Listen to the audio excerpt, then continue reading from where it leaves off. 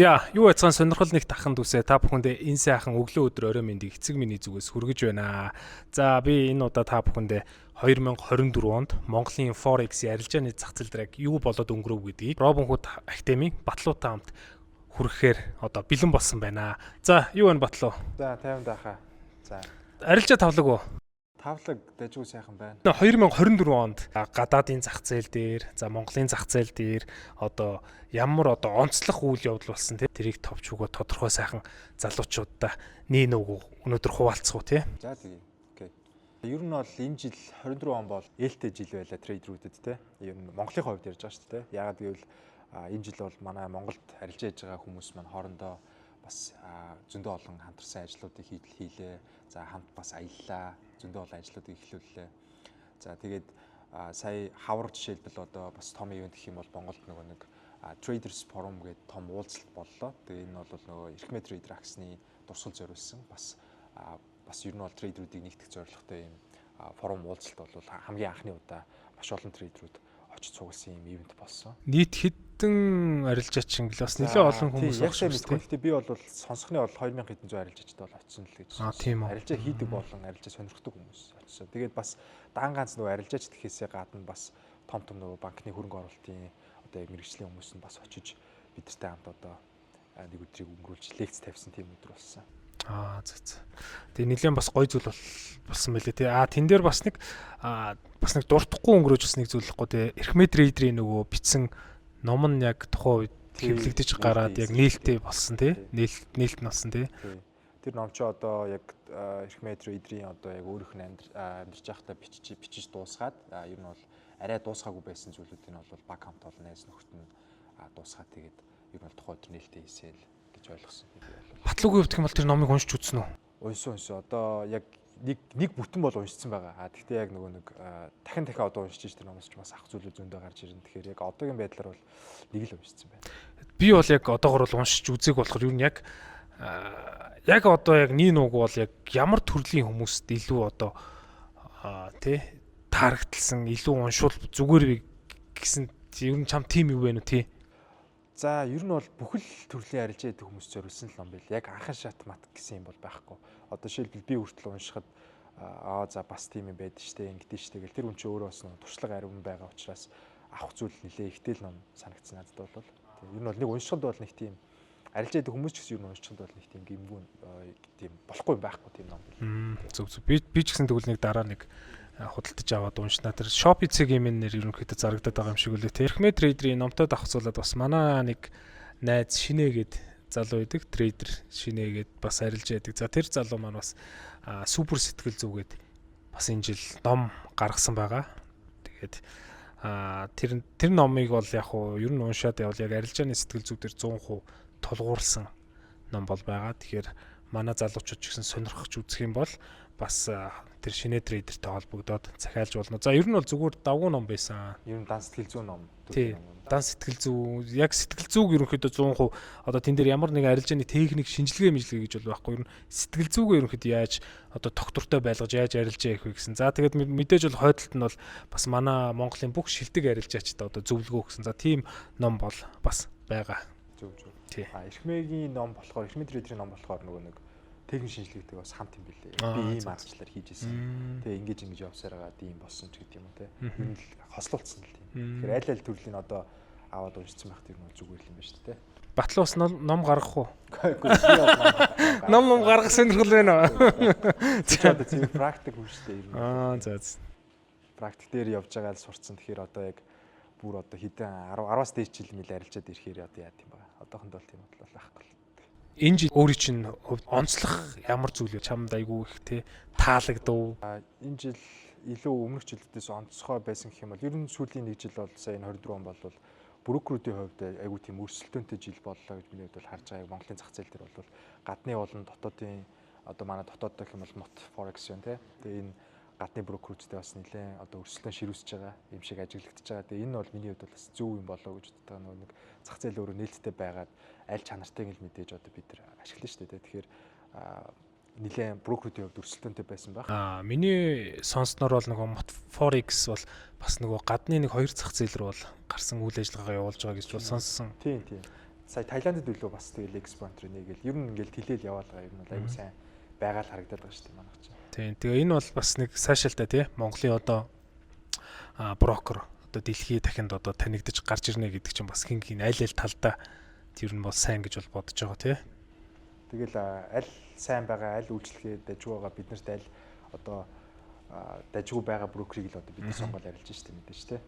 Тийм тий. Тэр өрсөлдөөн л явж. Тэгээ өрсөлдөөн явагдах тий. Өрсөлдөөн явагдах тусам ер нь бол аль талдаа л ерөөхдөө сайн тий. Сайн байна гэж бол ойлгож болно. XM брокер дээр батлуу бас арилждаг тий. Тийм тийм. XM брокерийн хувьд тэгэхээр бас Монголд нэлээд бас эрчимтэй орж ирж байна тий. За эрчимтэй гэдэг нь тий ер нь бол бас тий бид нар хүчтэй брокер шүү гэдэг ерөнхийдөө харуулах зорилгоор нэлээд орж ирсэн. За тэгээд батлуу битэрийн хувьд тэгэхээр 10 сард гэлээ тий. Тийм 10 сард. 10 сард гала тий Малайзийн гала дээр бас явсан байгаа манай Монгол арилжаачдыг.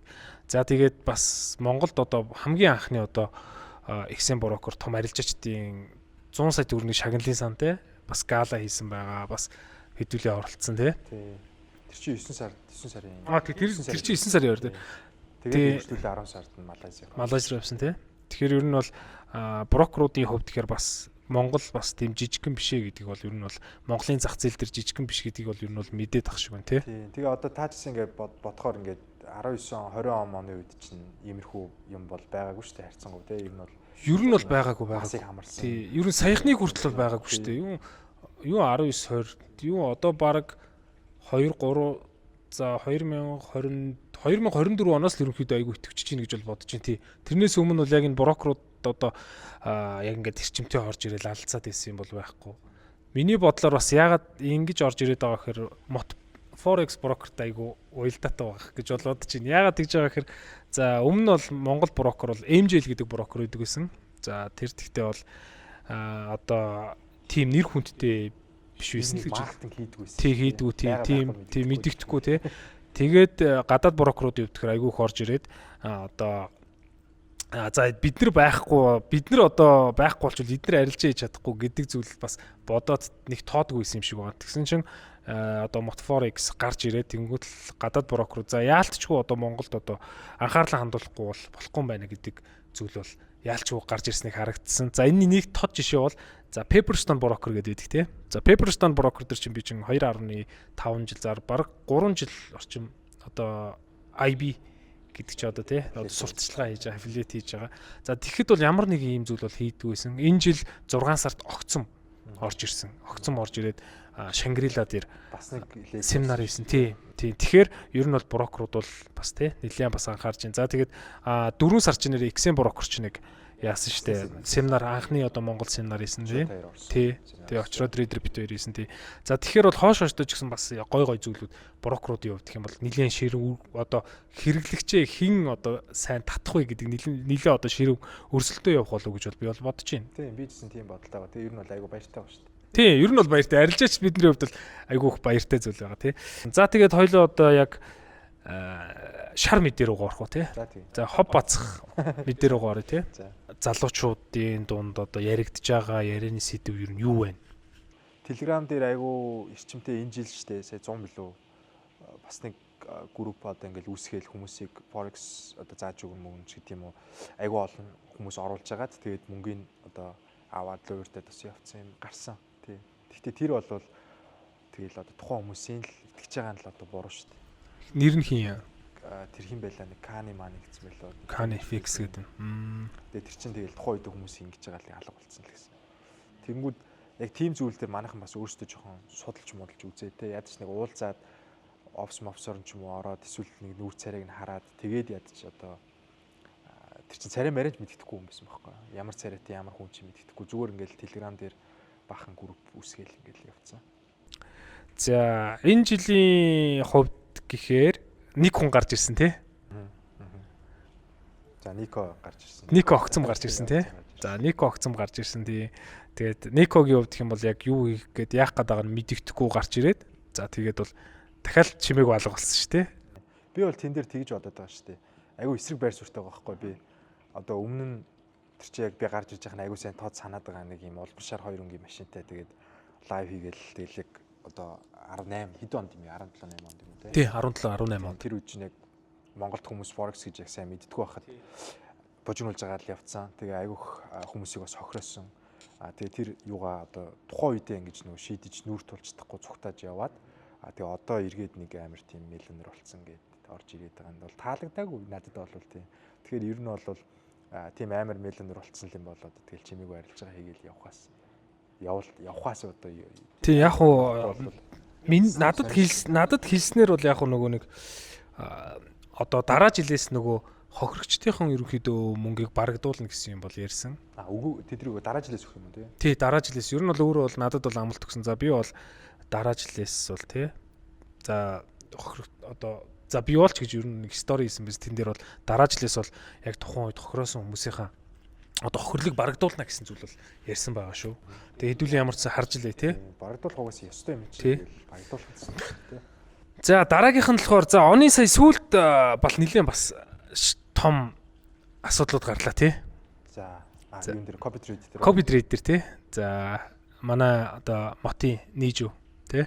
Нийжүү маань тэгээд яг одоо нэг зүйлийг ерөнхийдөө бас залуучуудад хэлэх хэрэгтэй тий. Одоо сонсон одоо бусдаас сонсон зүйл дээр айгүй их тулгуурлаж хүмүүс цаашаа их дамжуулж ярьсан тиймэрхүү зүйлүүд айгүй их гарсан тий. Тий. Сая ч хоёлоо нөгөө Нийжүүгийн нөгөө тэр нөгөө коктейл баарн дээр ч яг Нийжүүтэй уулзсан тий. Тэгэд чин тэр хүмүүсийн шиг яриад байгаа тийм олон хүн байхгүй л ийсэн юм билээ шүү дээ. Яг үнэндээ 70 хүн л байсан гэж. Харин тийм 72 хүн байсан л гэж ш тий. 72 хүний л данс одоо холбогдсон. Тэгээд тэд нь яг өмнө нь бол нэг даблдсан байсан гэж ярьсан шүү дээ. Ашиг бол. Тий ашиг бол хийсэн тий. Тэгээд дахиад бүр нэг хоёр удаа гэсэн шүү дээ. Тэгээд тэрийг дахиж нуглахж жагаад алдцсан. Гэхдээ тэр бол бас зарим хүмүүс нь өөрсдөө нөө leverage энтрээ бас буруу сонгоцсон хүмүүс байсан гэсэн. За тэгэхээр нийжүүгийн хувьд гэх юм бол бас хүмүүсийнхэн бас хохирлыг те тодорхой хэмжээнд одоо за Motforex-с бол барагдуулсан гэсэн байгаа те. Тийм. Гэхдээ тэрэн дээр бол би тийм байр суурьтай багш нөгөө нэг copy trade-ийг бол тухайн хүмүүс маань сайн дураараа одоо тухайн арилжаачныг бол сонгоод альч одоо олон улсын брокер төр байдаг систем. Тэгэхээр одоо шилбэл XM брокер төр гэхэд copy trade үйлчлэгээр нь ороход хар мянган ингээл трейдерүүд байдаг. Хүмүүс өөрсдөө харж байгаа л за гайгүй юм шиг байна гэж дагдаг. Тэгэнгүүт сайн дураараа дагцсан хүмүүст бол буцаагаад цааш шатсан байсан ч уг нь бол мөнгөний өөх аль байхгүй байхгүй. Тэгэхээр тэн дээр бол яг Монголд анх удаа нэвтэрж байгаа яг Альбисер одоо Монголын анхны брокерс одоо тий анх удаа ингээд Альбисер оруулж байгаа гэдэг утгаараа л зүгээр эхний ийм арилжаа бол ийм одоо онцгой явлаа. Тэгэхээр юу алаа 50% барагдуулъя гэдэг л байдлаар хандсан юм шиг үлээ. Түүнээс уг нь бол яг дөрөндөө бол өөхсөхгүй байхгүй албагүй. Тэр хүмүүс чинь сайн дураараа тий сайн дураараа холбогдсон болохоор тухайн хүнээс ямар нэгэн одоо фи аваагүй тий одоо мөнгө аваагүй тий за арилжаанаасаа л авдаг юм шиг. Тий одоо тий чи миний кофе трейдийг дагахын тулд чи надад $1 өгөх ёстой гэсэн тийм юу байхгүй учраас тий юу ч аваагүй учраас тэр бол яг хувь хүний ерөнхийдөө эрсдлийн менежментийн асуудал бол энэ дээр бол 100% яригдж байгаа тий. Тэгээ манайхан ер нь бол бас яг одоо ингээл хөгжөөл явж байгаа. Тэнгүүд манайхс чинь бас сая хабараа бас нэг хаб дотроо зүгээр жижиг яг 40 дотроо нэг юу яасан байхгүй copy trade хийсэн. Тэгээд би чи XM broker төр хийсэн. Тэгээд баг дүнгээр эхлээд яг $300 эхэлсэн юм а бид. Тэгээд ингээд зорилго нь болохоор зэрэг ер нь бол 3000 ч юм уу те нэг ер нь бол нэг 5-10x л одоо бодолтой. Тэгээд яг нөгөө нэг зургаар сигнал өгөхөөр хүмүүсээс амжиж орохгүйсэн болохоор нь за copy trade-ийг ер нь бол үзчихье те яг намайг арилжаанд оронгууд тэр хүмүүс шууд очих юм чинь гэж бодоод турш үзсэн. Тэгээд хийсэн чинь бас ер нь бол жоохон эрсдэл өндөр тавиад үзсэн. Угаасаа хамаагүй бага мөнгөөр эхлээд тэрийг өндөр нуглах гэж байгаа учраас мэдээж өндөр эрсдэл тавина. Тэгээ өндөр эрсдэл тавиад үзсэн чинь мэдээж 1-2 арилжаан дээр дараалал алтангууд данс шатчихж байгаа байхгүй. Тэнгүүд нь манайхан жоохон одоо ингээд сэтгэл дундуур байгаад байгаа. Би бас өөрөөсөө бас нэг 10,000 орчим долларыг гаргаад хапийнхаа хүмүүст өгсөн эрсдлийг бол хаасан. Гэхдээ би бол бүгдийг өгсөн л дөө. Нэг яг цөөх хүмүүс байсан учраас нэг 40 хүн дотор л хийсэн юм чаа. Паблик дээр хийгээгүй. Тэгээ ер нь бол тиймэрхүү цааш тэр copy trade-ийг хийхэд манай монголчуудаас эрсдэл байдаг шүү гэдгийг одоо анхаарад те эрсдэл оруулж болох мөнгөө л оруулсан дээр. Copy trade-ийн хувьд тэгэхээр бас нэг өөр хүмүүсийн хувьд гэх юм бол бас нэлээд шатаасан сураг бол надад бол сонсогдсон шүү дээ. Өөр 2-3 хүнч шатаасан байсан. За тэгээд бас хүмүүсийн мөнгийг луурдж авсан гэсэн тийм асуудлууд зөндөө байлээ тий. Ер нь ингээд сонсоод байвал ингээд зөндөө гарууд байд юм билий. Тэгээд одоо зүгээр одоо ингээд байж байгаа залуучуудаас ингээд мөнгө төгрөлөө өрдөд авчдаг одоо инвестмент гэж ярьдэн шүү дээ. Инвестмент аваад ингээд шатаацсан гэсэн зөндөө олон залуучууд гарч ирсэн бас.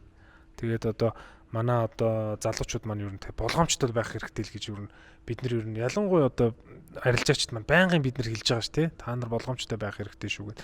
Тэгээд ахт ерөөсөй ойлгохгүй. Тэгээд бас нэг чи нэг сүүл телеграмын лөөврөг яваад байгаа. Чи тэрийг ер нь харсан уу? Яг юу байдаг вэ гэдгийг.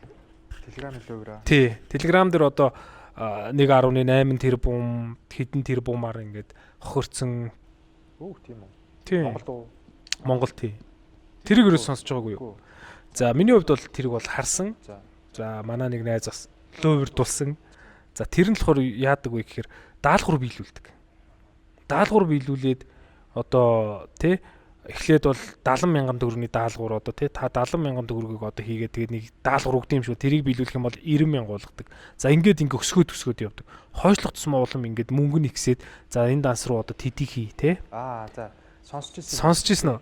Гэтэ яг Telegram дээр гэж бол сонсоогүй. Ер нь бол зүгээр сая одоо манай нэг ажлыг залууг их ч нас хийж лөөвөр тулцсан байгаа байхгүй. Таны дансанд одоо энэ крипто wallet дотор ч нэг ийм төгрөг байна тий. Энийг авахын тулд эхлээд тэдийг шилжүүлээд дараа нь аваарай. Тэгээ тэрийг шилжүүлэнгүүд одоо та дахиад тэрийг шилжүүлэх юм бол тэдийг аваарай гэж. Ингээд явсаар байгаа таслаа өртсөн байлээ. Наа чинь тэгвэл минийхтэй шал өөр юм. Миний болохоор даалгавар биелүүлүүлээд заяо. Тэнгүүтлээ хамгийн амарн заяо. Ингээд нөгөө мөнгөний ингээд бага мөнгө ингээд өсгөж өгöd байгаа байхгүй. Өсгөөд ингээд өгөнгүүтлээ тэгээ том мөнгөн дээр ингээд байхгүй болчихдог байхгүй. 70,000-ыг биелүүллээ 90,000 гэж явж байгаа л. Тий, одоо тий. Та одоо 70,000-ыг хийх юм бол нэг даалгавар биелүүлэх юм бол 90,000 болно гэд. Тэгээд тэр хүн чинь 70,000-ыг хийж байгаа шүү дээ. За тэнгуут л нөгөө 70,000 буцаад 90 болоод орох жишээ нэ. За нэг иймэрхүү юмнууд бол байд юм шиг л. Манай нэг найз бол сая хийгээд бас нэг хулигтуулсан тийм асуудлууд гарсан. Тэгэхээр бол залуучуудаа гэж хэлгээд ер нь бол жоохон болгоомжтой байх хэрэгтэй тий. Ямар ч одоо хүнийг тий одоо сайхан амлалтанд бол итгээд хэрэг бол байхгүй тий. Одоо мөнгө бол ер нь бол тийм амархан олддог зүйл бол биш тий. Мөнгө бол хизээч одоо easy money гэж бол байхгүй. Одоо бидний арилжаачдын хувьд ч гэсэн тий биднээс тэгж хамаагүй юм амлалтгүй тий бид нар. Ер нь бол магадaltaй. Чи ер нь батлан юм амлаж ирсэн хүмүүст? Үгүй би бол ер нь бол амлалтгүй. Одоо хүнээс би ч бас ганц хоёр инвестмент авч лээсэн. Тэгээд хаб дотор ч гэсэн ер нь бол хүмүүстэй ингээл юм зааж өгөхдөө ингэх боломжтой шүү. Тэг ингэхгүй ч байх бас боломжтой тий. Тэгээд сард одоо тэдэн төгрөг олж магадгүй олохгүй ч байж бас магадгүй гэдэг чинь. Ер нь бол дандаа л магадлал ярина шүү дээ. Тэгэхгүй тэгэл сард бат тэдөө идөө гэдэг юм бол бас жоохон л болж байна. Харин тийм тий. Ер нь бол ингээд хараад ахт манай одоо монголчууд бол нэлийн итгэмтгий хүмүүс тий. Тий итгэмтгий. Тэгээд яг одоо тэр нь тэгэл хөгжлийн хажуугаар явж л ах хэвэл зүйл юм шиг байгаа. Тэгэл одоо гайг болж л байгаа л. Тийм тий. Тэр хойшооштой ч гэсэн ерөнхийдөө манай монгол залуучууд маа сайхан ямарваа нэг зүйлд тий хайнга бити хандаасаа л гэдэг зүйлийг тий хийх гэдэг чинь өнөөдөр ярьж байгаа юм зүйл ч гэсэн нэг хов бацж байгаа бол биш нөгөө нэг ийм аюул байдаг шүү гэж анхааруулж хэлж байгаа шүү дээ тий. Тэгэхээр тэрийг бас тэгж ойлгох хэрэгтэй. Тийш тэрийг ер нь тэгж ойлгоод бас тий хин хиндээ бас дор бүр нэг хичээх хэрэгтэй тий. Тэгээ манай арилжаачдын хувьд ч гэсэн одоо сүүлийн үед айгүй сайн арилжаач зөндөө төрж гарч ирж байна тий. Зөндөө олон залуучууд за тэгээд аккаунт гэхэд ямар амар өндөр одоо лотор дардیں۔ Тэгээд томт ямар том аккаунт байдیں۔ Тий. Бас эн чинь бас нэг бодлын бас айгүй тийм гоё зүйл шүү дээ. Тэгээд сүүлийн жилүүдээс сүүлийн нэг жилийн хувьд тэгэхээр одоо брокероос гаргасан судалгаанаас бол гадаад брокероос гаргасан судалгаанаас бол монголчууд бас нэлээд бас их мөнгө татаж чаддаг болсон гэсэн судалгаа гарсан мэлээ бас. Тэр нь бас нэг одоо баярлалаа шүү дээ зүгш тий. Монголчууд тийм байгаа. Тэгээ ер нь бол нөгөө нэг одоо анх нөгөө нэг одоо энэ зах зээлийн чинь баг 98% нь алддаг 2% л одоо мөнгө олдог малдаг гэж яриад дэгсэн шүү дээ. Тэр хувь мөв ч гэсэн ер нь бол жоохон багассан юм шиг үлээ. Нөө тий одоо багасж байгаа. 90 баг 90-ээс доош орсон ч юм уу тий зах зээлийн нэг 80% нь ашиг олдог болцсон. Илүү юм хөгжөөд нь шүү дээ. Хүмүүс бас сураад байна. Арилжаа хийж бас болоод байна. Тэр талаасаа ер нь бол бас хөгжиж байгаа хаа. Батлуугийн хувьд маань бас тий арилжааны хувьд тэгэхээр энэ жил ер нь ямархуу болж өнгөрөө бас хаптай шүү дээ батлуучин. Хапын талаар нэг төвчгөө тодорхой нэг дундын овстой шүү дээ манайч тий. Тэгэхээр ер нь бол манайх за нэг 40-од гишүүнтэй манай дундын овс маань. Тэгээд одоогийн байдлаар бол нэгдээд нэг 7-8 сар үйл ажиллагаа явуулж байна. Тэгээд миний хувьд бол энэ жил за хавар 102 бол ер нь бол янз юм байсан. Дэжгүй байсан. Сая тэгээд намраас ахуулаад бас жоохон зах зээл жоохон сонир савлаад эхэлсэн. Тэгээд ер нь бол арилжааны тоо маань ер нь эрс багассан байлээ. Тэгээд сүүлд нь харахад бол тэгээд энэ жил чинь өөрөө бас дайн дайчин ер нь жоохон ихтэй, сонгуул Монголтай ер нь жоохон тийм волюм ихтэй, ер нь жоохон савлгаа өндөртэй л жил боллоо шүү дээ ер нь. Харин тийм тий. Тий. Тэгээд сүүлд яг уу нөгөө нэг сонгуул болоод бас нэг нэлээд бас маркетад нэлээд бас хөдөлгөөн орсон тий. Сонгуул болох гэж нөгөө нэг шуум нь бас ингээд одоо энэ жил чинь сонгуультай Трамп хоёр өрсөлдөнө гээд шуум гарснаас хойш бас зах зээл нэг сонирн болсон. Яг сонгуулийн үр дүн гарангууд бас нэг сонирн болсон. Тэгээд тэрийг чи хүлээх гэж бас нөгөө нэг мэдээ гарах гад хүлээгээ зах зээл чинь явах болчихдээ шүү дээ. Тэр шиг тэгээд нэг тийм хөдөлгөөнүүд явсан. Тэгээд ер нь сая сүүлийн 10-11 сар маар бол жоохон арилжааны тоо багтай л байлаа. За Батлуугийн хувьд гэх юм бол 2025 онд яг юу хийх төлөвлөгөөтэй вэ? Одоогор яг ямар төлөвлөгөө одоо тий арилжаан дээр ч юм уу тий яг ямар төлөвлөгөө, ямар гоё том төлөвлөгөө бусдад яг дуулгахад сайхан тийм мэдээ байна уу? За манайх 25 он гараад Robinhood гэдэг актем дээр бол ер нь бол шинэ сайт, вебсайт бий болгож байгаа. Тэгээд энийг одоо ерөөс хүн хэлээгүйсэн одоо л таны подкастаар л хэлж дээ. Тэгээд ер нь бол нэг сарын дундуур ихт баг гарчих واخ. Тэгээд ямар вебсайт вэ гэдгээр ер нь бол цэвэр сэтгэл зүйд тулгуурласан.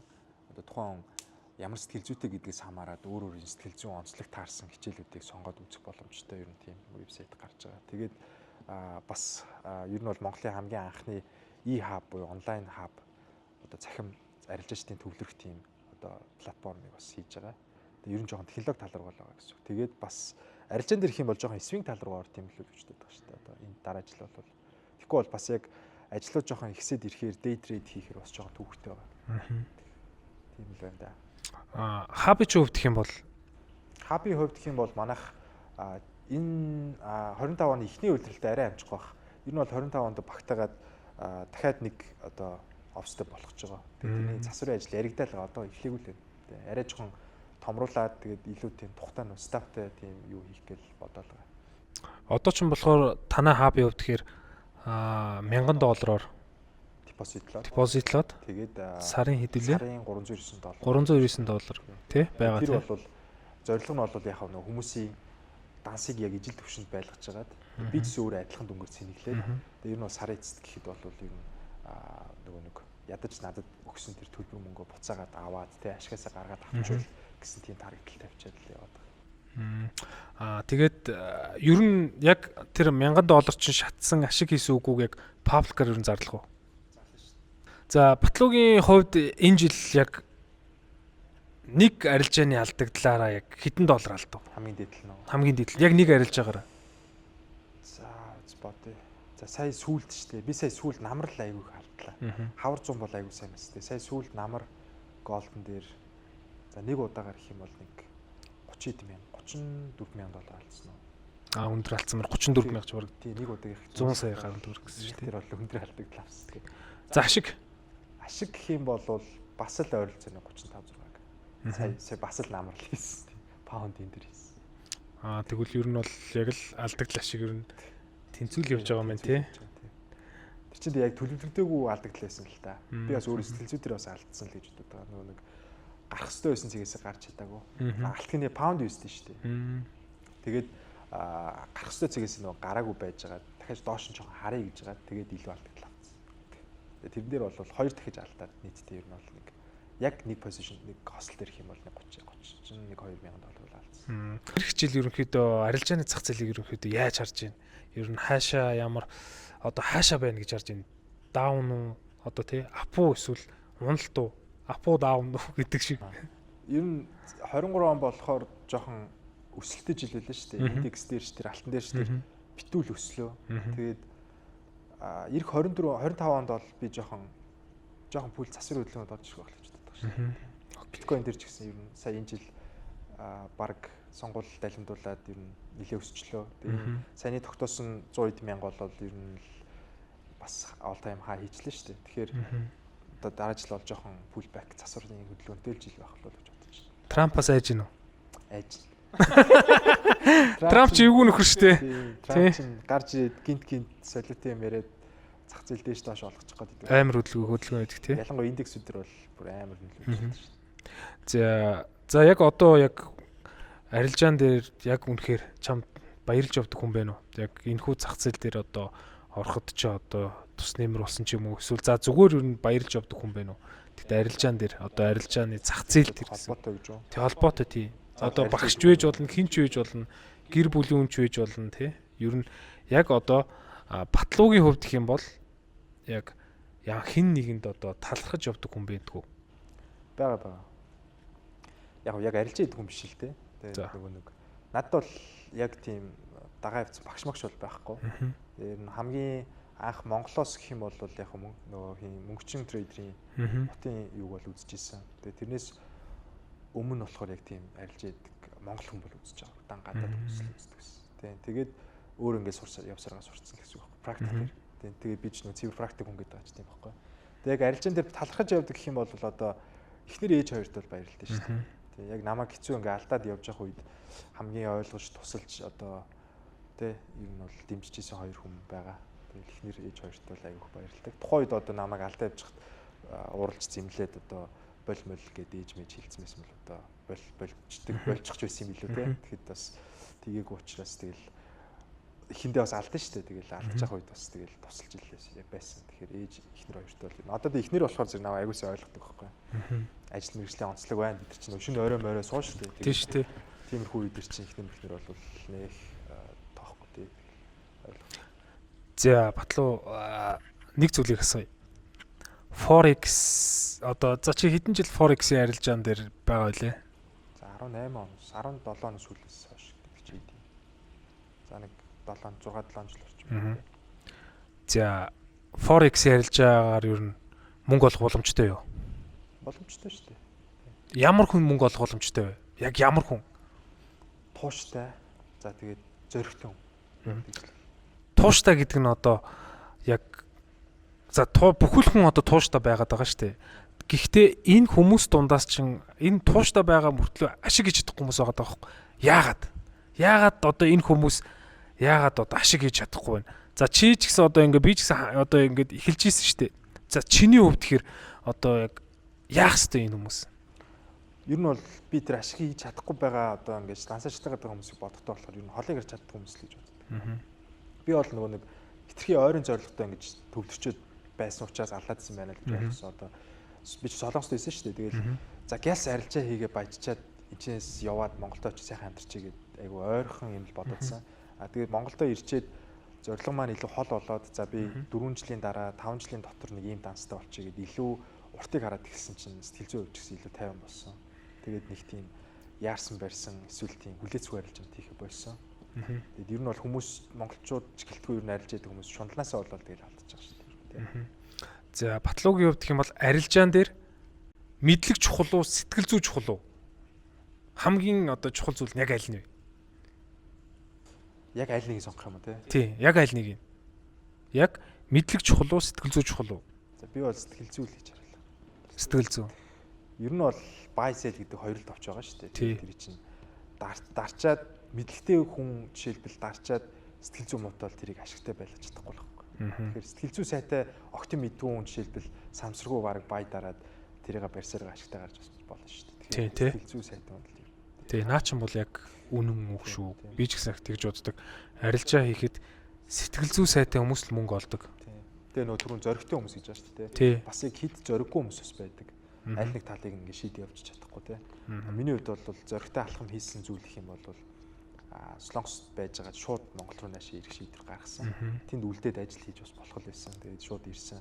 Ирээд Монголд бас ажил хийж байгаад шууд ажилласаа гарах шийдвэр гаргасан. Тэгээд энэ чинь нөгөө зоригтой шийдвэр тахгүй. Тэгээд эдрийг хийж иж тодорхой хэмжээний үр дүнд бас хүрнэ шүү дээ. Тэгэхгүй тэгэл зориг гаргаж чадахгүй яваад байвал бас аль нэг үр дүнд бол хүрэхгүй л байна.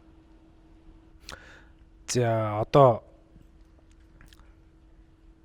батлуугийн хувьд гэх юм бол манай залуучуудад бага данстай залуучуудад яг юу гэж хэлэх вэ? Одоо нэг мотивашн болох зүйл хэлээч. Яг юу гэж хэлэх вэ? Тэгэл би ч гэсэн тэгэл нэг айхтар том дансанд бол бас үрчээгүй л байна те. Ер нь бол нэг за нэг 100,000 дотроо л арилж шээ одоо бол. Гэтэ нэг үе бодол бас дээр болцсон. Тэгэнгүүт бага данстай хүмүүс гэхэр жишээлбэл нэг 1000-аас доош данстай. Яг тий наач тий. Тийм хүмүүст бол хэлэхэд бол ер нь бол бага мөнгийг өсгөх боломжтой. Гэхдээ хэцүү. Тэгээд миний хувь зөвлөх зүйл гэх юм бол би бол нэг фанд аккаунтаас бас мөнгө татчих үзчихсэн юм байна. Тэгэхээр нэг бол фанд аккаунт аваад бас томхон мөнгөн дээр ингээд том зориг гаргаад хийгээд яг дүрмээ баримтлаад хийгээд үзээрэй. Нэг бол одоо жоохон одоо зоригтой алхам хийгээд үзээрэй л гэж хэлээ. Гэтэ яг хугацаанд болсон тохиолдолд шүү дээ, тий. Өөрийгөө мэдрээд одоо би яг болчихжээ. Тэгээ би яг ер нь бол жоохон зоригтой алхам хийхэд ер нь бол баг госх юм байна гэдэг үе дээрээ байгаа бол бас зоригтой алхам хийгээд аль нэг алдаа оногийн хайл нэг юм ингээд харжуулж өгөх гэж байна. Окей. Би болохоор за залуучуудаа бол бас нэг миний хэлэх нэг дуртайг байдаг. Хоёр хүн л ашиг хийж чаддаг. За нэг нь болохоор мөнгөтэй мөртлөө мэдлэггүй, нөгөөх нь мэдлэгтэй мөртлөө одоо өөртөө итгэлгүй хүн. Тэгэхээр та бүхэн ч гэсэн бас энэ үгийг бас нэг бодоод үзээрэй. За ер нь бол яаж ч утсан те. Мэдлэггүй бол болохгүй шүү дээ. Мэдлэггүй байлааг одоо мөнгөтэй байлааг мэдлэггүй бол алдаад дуусна те. Тэгэхээр яг одоо аль талаар нь л бас та бүхэн бас сайхан бодоод үзээрэй энэ хүү асуултууд маань. За тэгээд өнөөдрийн хувьд тэгэхээр ямар ч хэлсэн Батлуу бит хоёр маань анхны одоо нэг юм нэг подкаст гэх юм одоо тий. Зүгээр одоо нэг 2024 оны ерөнхийдөө базааг л ярьж байна. За тэр дундаа бас нэг би бас нэг хувь хүний тал руу бас нэлээд бас юмнууд асуучлаа. Тэгээд та бүхэн манай Батлуутай холбогдох юм бол одоо би яг энэ бичлэгийн доор одоо Instagram хаягийг тавьсан байгаа шүү. Тэгэхээр та бүхэн холбогдоод хүссэн зүйлээ асуух боломжтой. За мэдээж мөн Robinhood актент та бүхэн ийсгэд ямар нэг асуудал байхгүй. Ямар ч байсан Батлуу та бүхэнд бол мэддэг, чаддаг бүх зүйлээ заана гэж бол итгэж найдаж байна. За тэгээд залуусаа энэ хүртэл үдсэн бүх залуучуудаа баярлалаа. За өнөөдөр бас Батлуу маань ирж гоё сонирхолтой сэдвээр ярилцлага хийсэн чамд бас. За баярлалаа. Арилжаанд амжилт хүсье. 2025 он ногоорсон жил байх болтугай тий. Арилжаа бүрэн ашигтай байх болтугай гэж залуучуудаа хүсэн өрөөё. За залуусаа тэгээд баяртай. Амжилт хүсье залуусаа баяртай. Дараагийн дугаараар уулзцгаая.